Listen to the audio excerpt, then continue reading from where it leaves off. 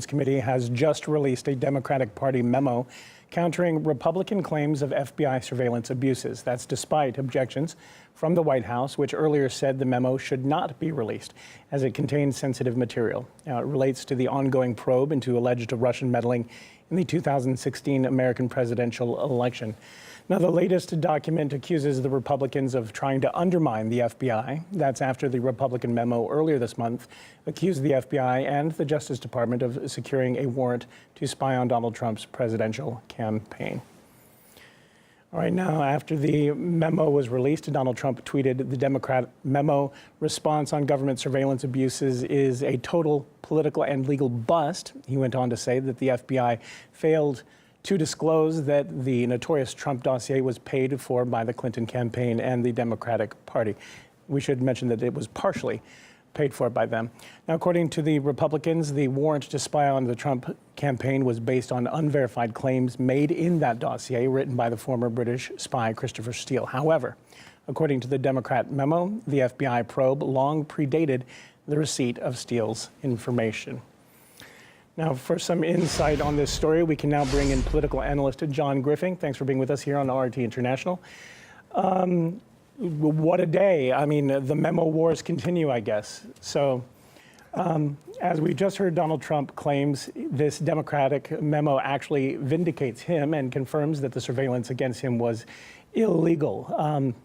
I don't think the Democrats see it that way. Do you think he's right?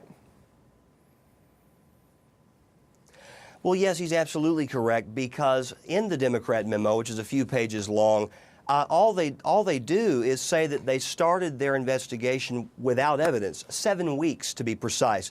Prior to getting the Steele dossier, they started their investigation. If you remember at the time, Senator Dianne Feinstein said we have to start an investigation to find out why we have to investigate. Never before in the annals of jurisprudence have you ever seen an investigation start without probable cause, without sufficient evidence. So they essentially admitted to not having evidence and to pursuing this investigation without evidence, in other words, they got lucky with the Steele dossier, at least they thought they did, and they used that 7 weeks in. So you're not talking about a long period of time between the time that the Democrats initiated this investigation and they used the Steele dossier. It's not an eternity here.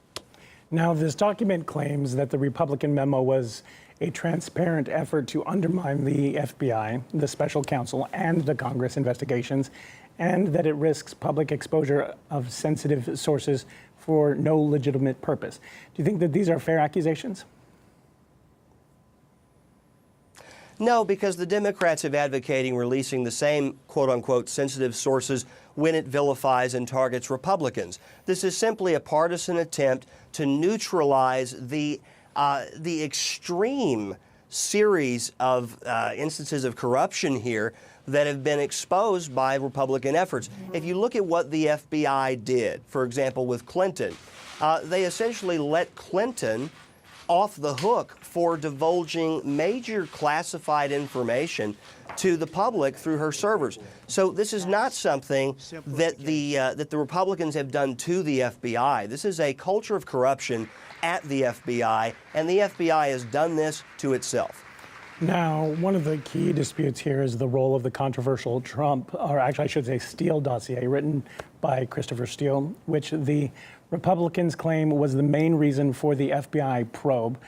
Even the Republican memo states that it was actually information from George Papadopoulos that started that probe. So how important is this document actually? The Steele dossier, that means. Well, it was very important. The Democrat rebuttal, all it says is that the Steele dossier wasn't used until 7 weeks into the investigation. That's actually a very short window of time. What that means is they didn't have sufficient evidence to start their investigation. They started their investigation and then latched on to the Steele dossier in order to make their erroneous claims that Trump was somehow selling out U.S. elections to Russia.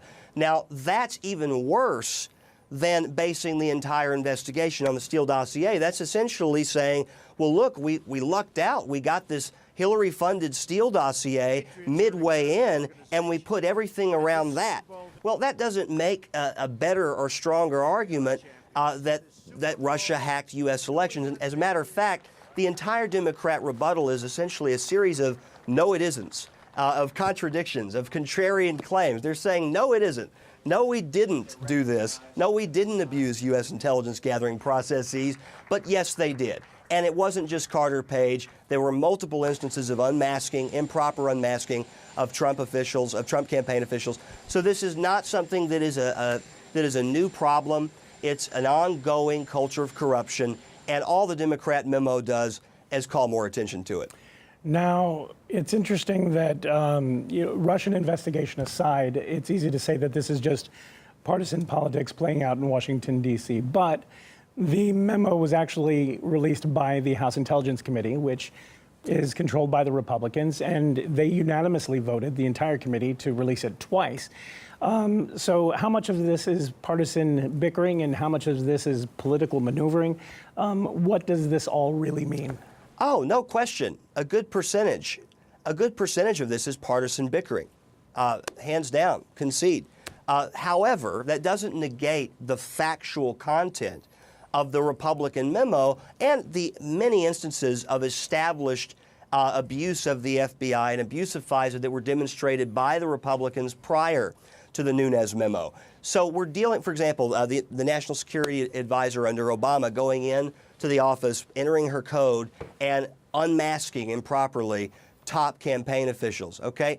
This is not something that is just about Carter Page. It's not just about the Nunes memo. It's about a culture of corruption. Yes, this is taking place around political parties in an entirely contentious scenario, no doubt, but this is not just partisan. It's about principle, and we need to get back to discussions about principle. All right. John Griffin, thanks for being with us on RT International. We'll have more news.